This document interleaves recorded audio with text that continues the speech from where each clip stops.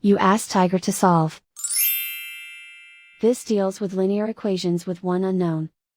The final result is x equals -36/5. Let's solve it step by step. Group all constants on the right side of the equation. Subtract 18 from both sides. Simplify the arithmetic.